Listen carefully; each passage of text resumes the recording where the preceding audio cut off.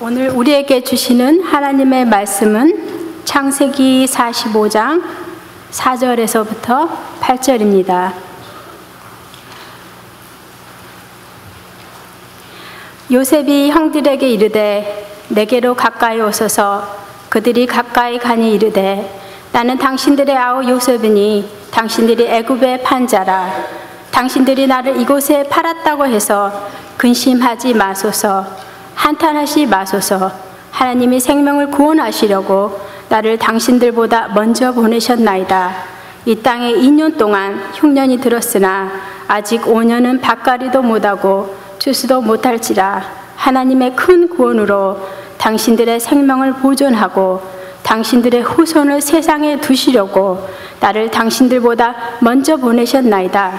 그런즉 나를 이리로 보낸 일은 당신들이 아니요 하나님이시라. 하나님이 나를 바로에게 아버지로 삼으시고 그 온 지부지로 삼으시며 애굽 온 땅의 통치자로 삼으셨나이다. 이 말씀은 살아계신 하나님의 말씀입니다. 젊고 능력 있는 목사가 힘있게 말씀을 전할 자리에 은퇴한 지도 10여 년 가까운 사람이 서게 돼서 좀 송구스러운 마음이 있습니다. 한 순례자가 이 마을 저 마을 순례의 길을 다니게 됐답니다. 어떤 마을 어구 언덕에서 그 마을을 내려다보니까 300여 아주 아담한 마을인데 한가운데 교회가 있더랍니다. 빼쭉 솟은 그 십자가 위에 보니까 흰 천사들이 피리를 울면서 춤을 추더래요. 야, 좋다.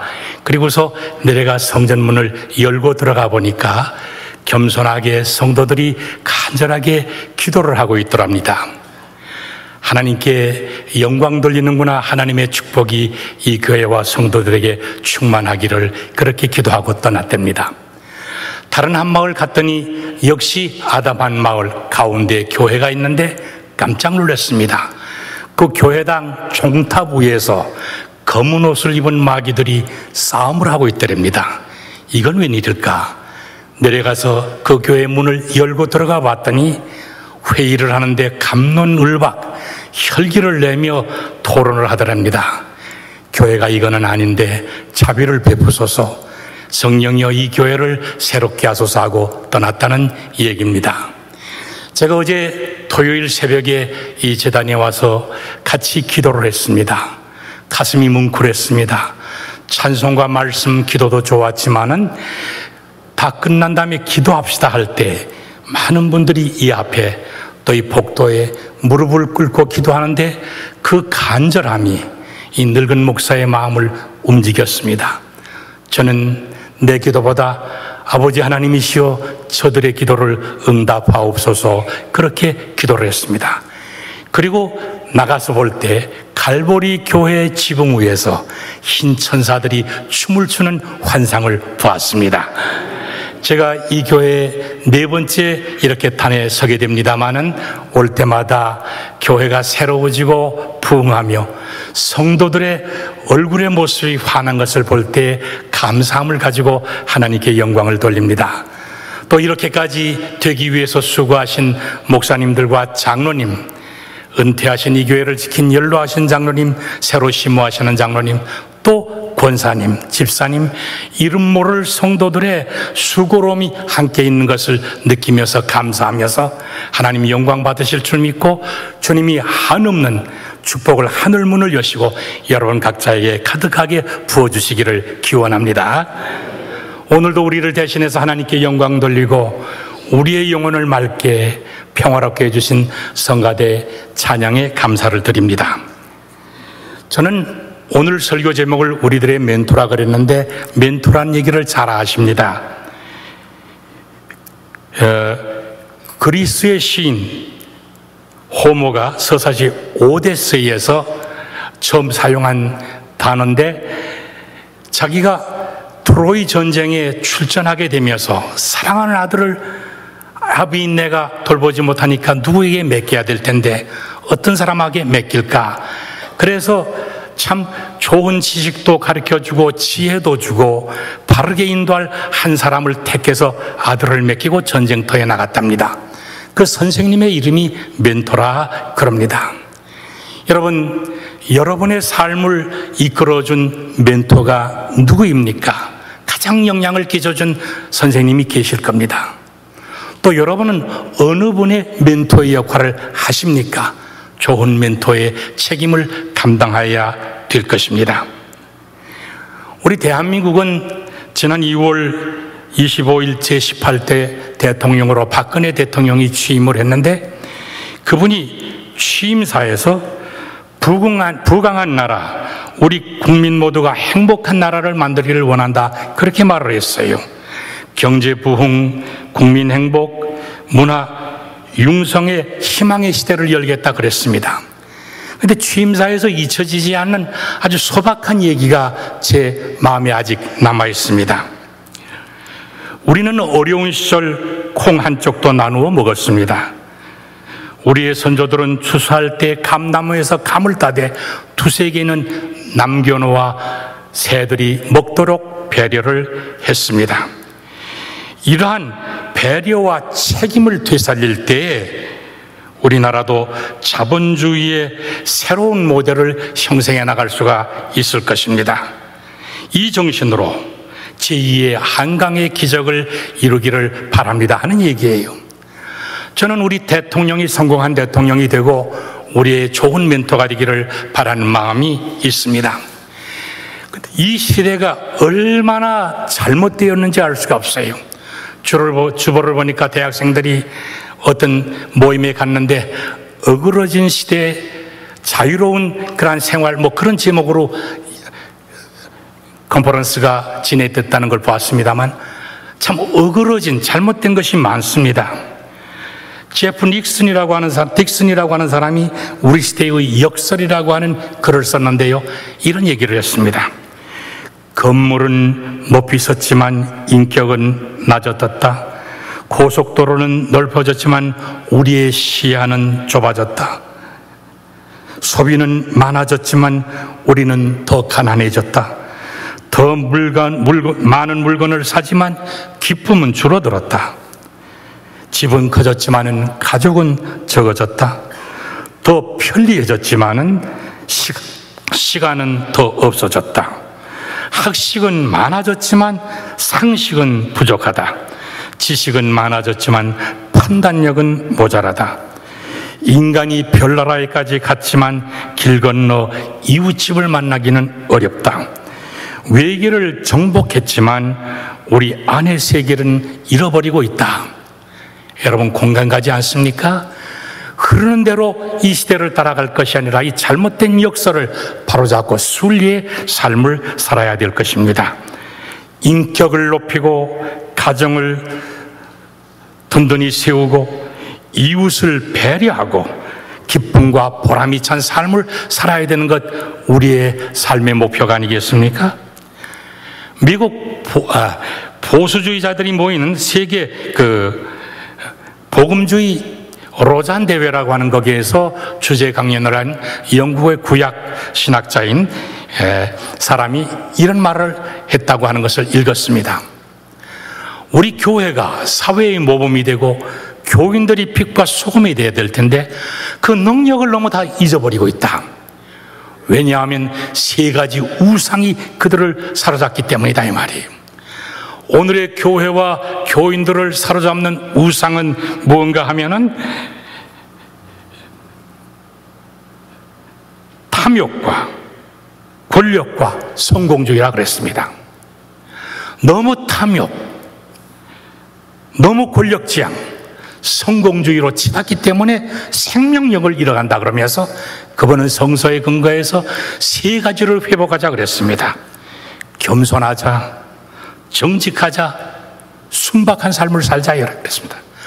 오늘의 교회가 더 겸손하고 더 정직하고 더 심플하면서도 핵심을 가지고 있을 때, 오늘의 성도들이 그렇게 될 때 이 사회를 이끌어갈 힘을 회복할 것이라는 얘기를 했습니다.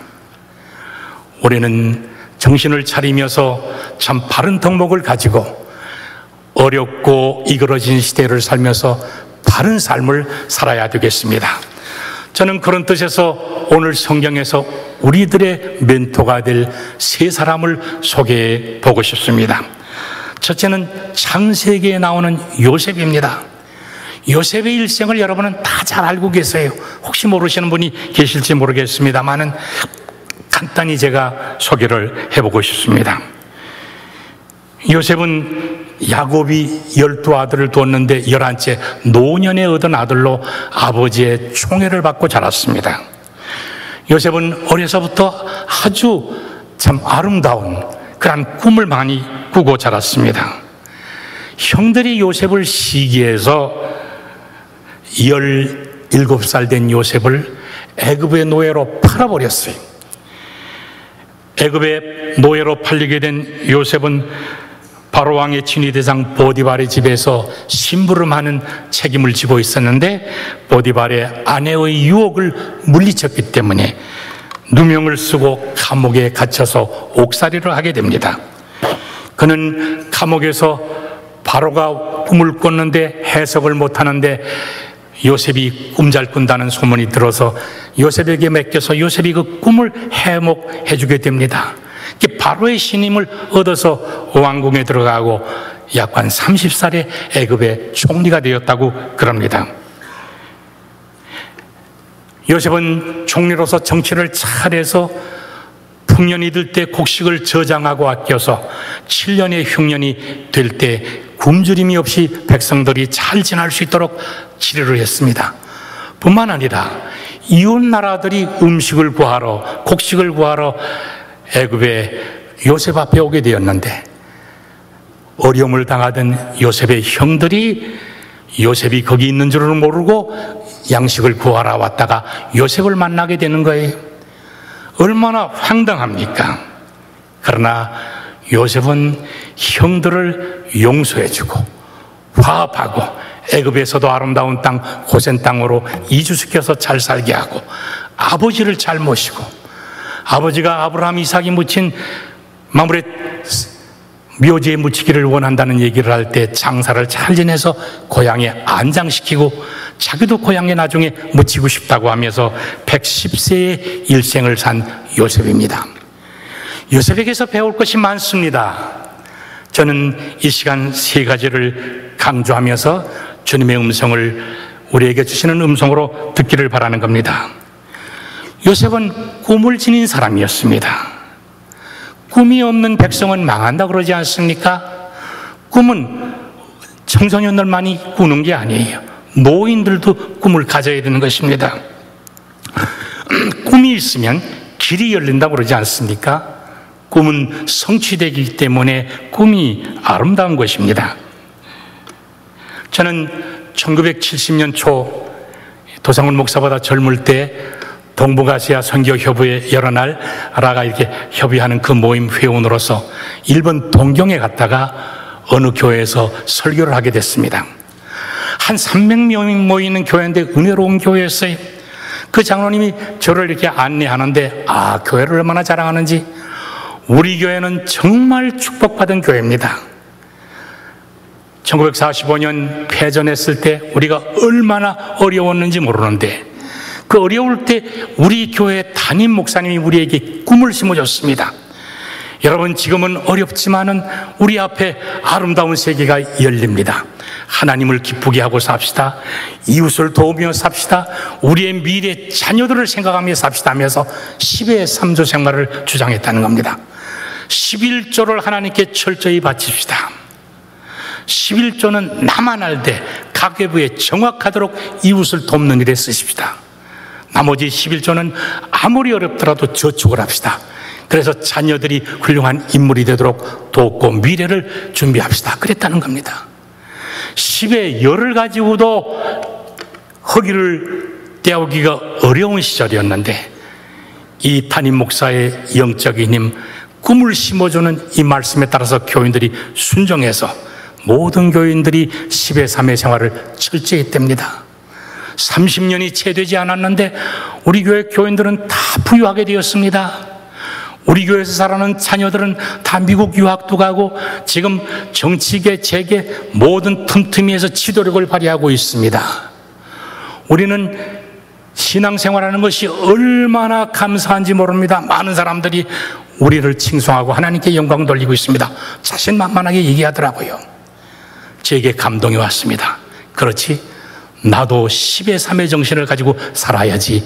개인의 신조로 삼고 목회할 때도 이 얘기를 한 바가 있습니다. 아무리 어려워도 꿈을 지닐 때 하나님은 요셉에게 그랬던 것처럼 우리의 꿈도 이루어 주시는 줄로 믿습니다. 요셉은 고난을 이긴 사람이었습니다. 인생을 살아갈 때 고난이 없을 수가 없습니다. 고난은 성공에 이르는 지름길이라고 하는 얘기도 있습니다. 우리 하나님이 얼마나 좋은 하나님이신지 몰라요. 성경을 통해서 알고 인류의 역사를 통해서 알고 우리 개인의 삶을 통해서도 압니다. 우리 하나님은 감당치 못할 시험은 주시지 않습니다. 시험과 환난을 주신 하나님은 그것을 이길 힘도 주시고 고난을 디디고 영광된 삶을 살 수 있도록 하시는 하나님이, 이 하나님을 의지하고 찬미하시기를 원합니다. 한국계 미국 작가인 이창리 씨라고 하는 분이 생존자라고 하는 소설을 썼어요. 한국말로 번역된 것을 제가 읽었습니다만 이 작품이 대단하다고 그래요. 프리셔상 후보에도 오르고 이 작가가 노벨상을 탈 만한 사람이라고 그래요. 한국에서 상을 주려고 했는데 한글로 쓰지 않고 영어로 쓴 걸 번역해서 한국 문단에서 상은 못 줬다고 그래요. 장황한 소개를 했습니다만 거기에 보니까 해방 후에 국경선을 넘고 고생을 하며 잘 살아보겠다고 미국에 왔다가 고생하고 한국에 왔다 갔다 하는 한국 사람의 일대기를 썼는데 얼마나 리얼하게 썼는지요. 아주 전율을 느끼면서 봤거든요. 왜냐하면 저도 그런 시대를 살았기 때문에 내 얘기 같았습니다. 저는 중국에서 태어났습니다. 해방되고 1년 후 11살 때 두만강 총소리를 들으면서 밤에 칼퇴수불에 지면서 넘어온 어린 시절의 기억이 있습니다. 도문으로 또 이쪽으로 해서 청진으로 함흥으로 흥남에서 배를 타고 38선을 넘어 주문진으로 이렇게 왔던 기억이 그 작품을 보면서 잃어버렸던 것이 다 생생히 솟아났어요. 그리고 6.25 때 저희 선천이 순교하셔서 소년 시절에 아버지 없는 삶을 살았거든요. 아버지 이렇게 불러보는 게 제 소원이었어요. 그런데 오늘 이렇게 생존해 있으면서 제가 느끼는 것은 나의 오늘은 기적의 연속이었고 하나님의 축복이었다. 하나님의 은혜가 아니곤 나를 표현할 길이 없다 하는 그런 생각을 가지면서 그 작품을 본 일이 있습니다. 여기 6.25를 겪은 연습하는 세대가 계시죠. 이민 오셔서 여기 깨끗하게 엄숙하게 예배드립니다마는 참으로 어려운 일을 많이 겪었지 않습니까? 요셉을 멘토로 삼으시기 바랍니다. 17살의 노예가 되었던 그가 30살의 총리가 되고 형제를 돕고 많은 사람을 잘 살게 한 위대한 지도자가 된 요셉 말입니다. 요셉을 요셉되게 하신 살아계신 하나님이 여러분 각자의 하나님이 되심을 믿으시기를 기원합니다. 요셉은 자기를 노예로 팔아버린 형들을 만나게 되었죠. 얼마나 억울하고 괘씸합니까? 얼마나 복수의 칼을 들고 싶었겠습니까? 오늘 본문으로 택해 읽었습니다. 요셉은 형들이 곡식을 구하러 와서 자기 앞에 있을 때 이런 얘기를 했습니다. 당신들이 나를 팔았다고 근심하지 마소서. 한탄하지 마소서. 하나님이 생명을 구하시려고 나를 당신들보다 먼저 보내셨나이다. 이야, 이 얼마나 위대한 말입니까? 얼마나 감격스러워요. 그리고 요셉이 형들의 목을 끌어안고 통곡을 했다는 겁니다. 실감이 오지 않습니까? 그때 형들이 입을 떼고 말을 했대요. 그리고 그 형제와 아버지를 애굽으로 모셔와서 살게 하고 도와줬다는 거예요. 요셉 멘토로 삼을 때 용서하고 화합하고 도와주는, 또 아버지에게 효성을 다하고 불의를 아는 이러한 삶을 우리가 배워야 되겠다고 생각이 되어지는 것입니다. 용서는 사랑의 첫걸음입니다. 사랑하면서도 용서 없으면 진정한 사랑이 될 수가 없습니다. 용서는 사랑의 아름다운 열매입니다.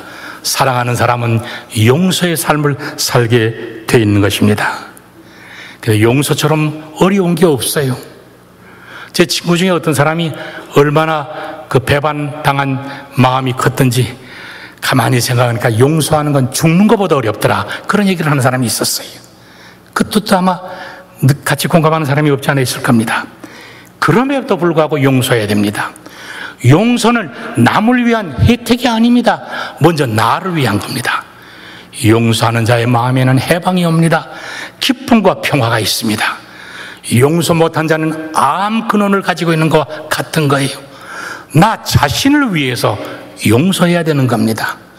예수님은 주기도문 가르치실 때 우리가 우리에게 죄 지은 자를 사하여 준 같이 우리 죄를 사하여 주옵소서 가르쳐 주셨습니다.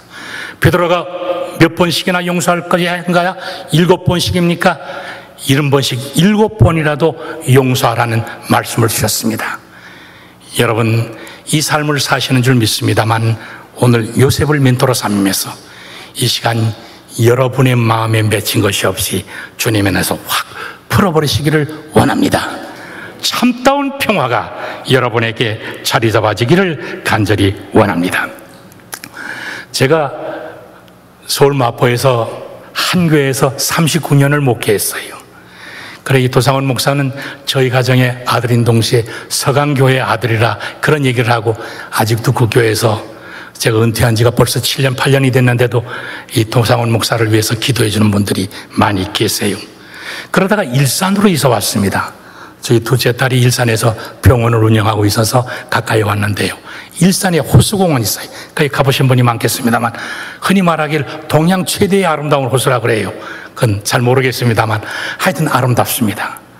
어떤 분이 자연은 하나님이 지어주신 최초의 교회라 하는 그런 아름다운 말도 했는데요, 제가 거의 새벽마다 빠지지 않고 호수공원을 1시간씩 산책을 합니다.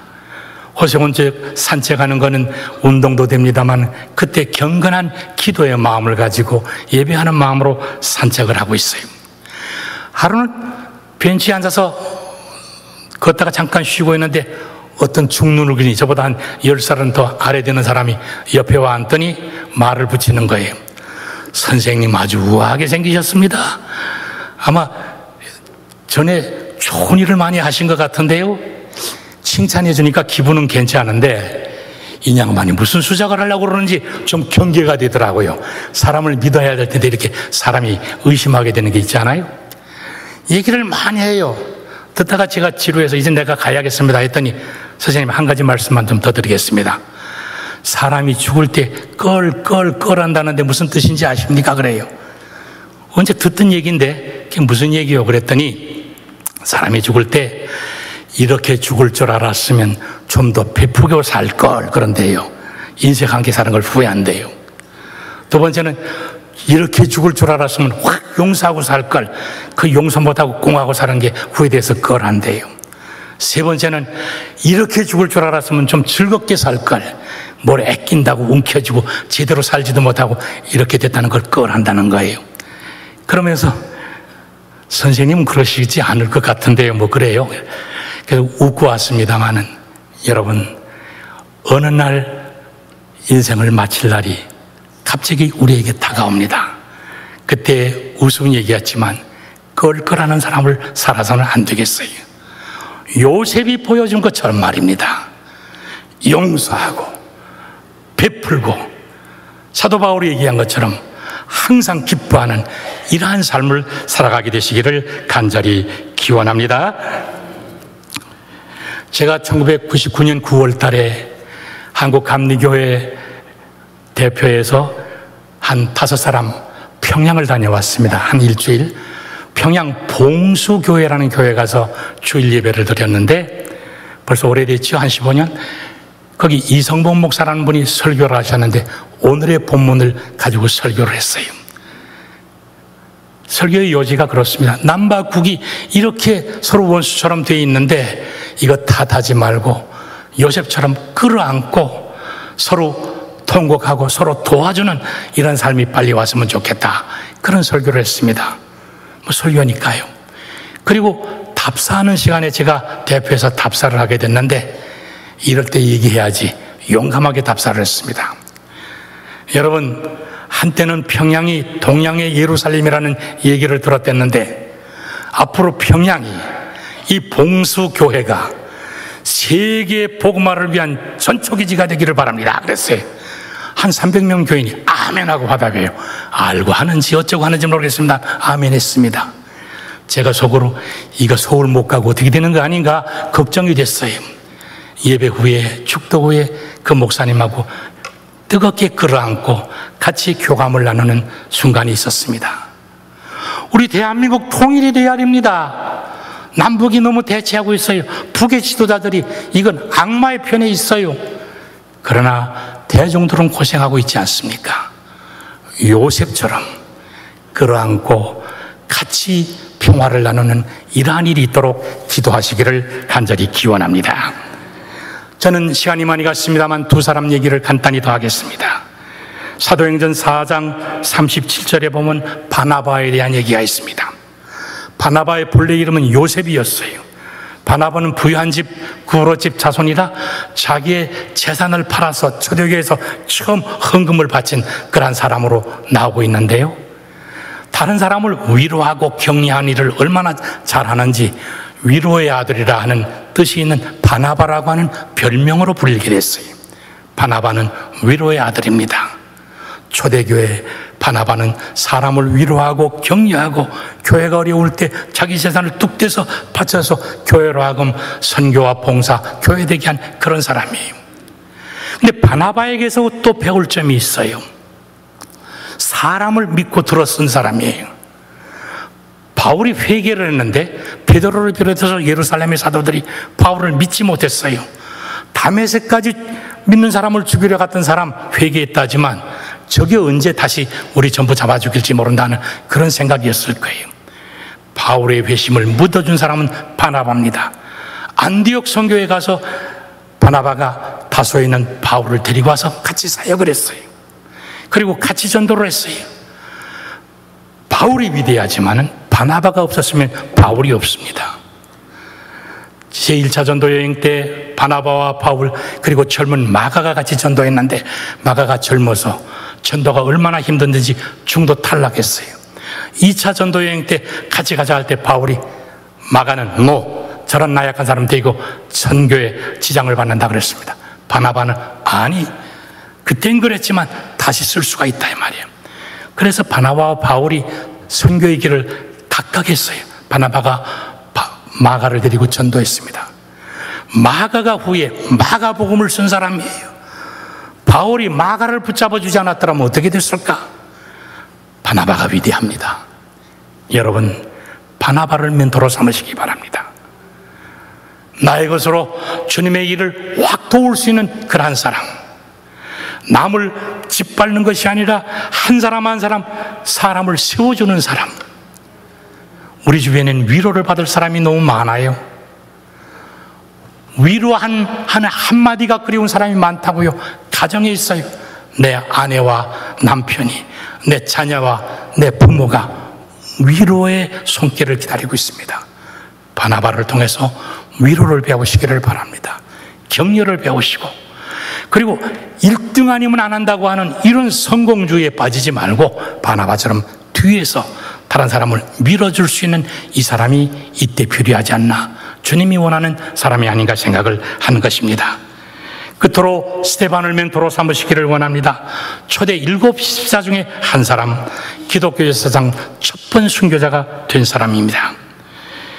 사도행전 6장 8절에 보면 스데반은 은혜와 권능이 충만하고 큰 기사와 능력을 행하였더라 그랬습니다. 6장 15절에 스데반은 그 얼굴이 천사와 같이 빛나더라 그랬습니다. 7장 55절에 스데반이 성령이 충만하여 하나님의 영광과 예수께서 하나님 우편에 계신 것을 보았더라 그랬습니다. 59절에 그들이 스데반을 돌로 치니 스데반이 부르짖어 가로되 내 영혼을 받으소서. 그들의 죄를 사하여 주시옵소서 기도했습니다. 예수 그리스도의 십자가의 마지막과 같은 마지막을 보낸 스데반입니다. 여러분, 저는 나의 마지막이 얼마 올지 모르지만 스데반처럼 세상만 보지 말고 하나님의 영광을 바라보고 주님이 하나님 보좌 우편에 계신 것을 바라보며 내 마음이 편하고 내 얼굴이 언제든지 환한 천사의 얼굴처럼 되기를 소망하고 있습니다. 여러분, 그렇게 사시기를 원합니다. 그리고 마지막에 다른 얘기보다 내 영혼을 하나님께 부탁하면서 더 좋은 곳으로 여행하는 심정으로 주의 나라에 갈 수 있게 되기를 바랍니다. 이 땅에서 맺히면 하늘나라에서 풀 수 없다고 그랬습니다. 마지막에까지 저들을 사하여 주시옵소서.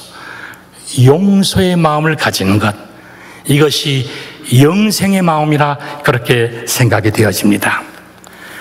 바울은 빌립보서 2장 5절에 너희 안에 이 마음을 품으라 곧 그리스도 예수의 마음이니 그랬습니다. 예수 그리스도의 마음을 품고 살라. 요셉은 예수 이전의 사람이지만 예수의 마음을 가진 사람이에요. 예수의 모형이라고 얘기합니다. 바나바도 예수의 마음을 가졌기에 그렇게 살았습니다. 스데반도 예수의 마음을 가지고 살았습니다. 그러므로 궁극적으로 우리가 지닐 마음은 예수님의 마음, 우리가 본으로 삼을 분은 예수 그리스도. 예수 그리스도는 우리의 영원한 멘토입니다. 아니, 구주입니다. 오늘도 주님을 바라보면서 예배드리고 있습니다. 주님을 따라 삶으로 어지러운 세상에서 바르게 살고 영향력 있는 삶을 살고 좋은 멘토가 되시는 성도 여러분이 되시기를 간절히 축원합니다. 기도하시겠습니다.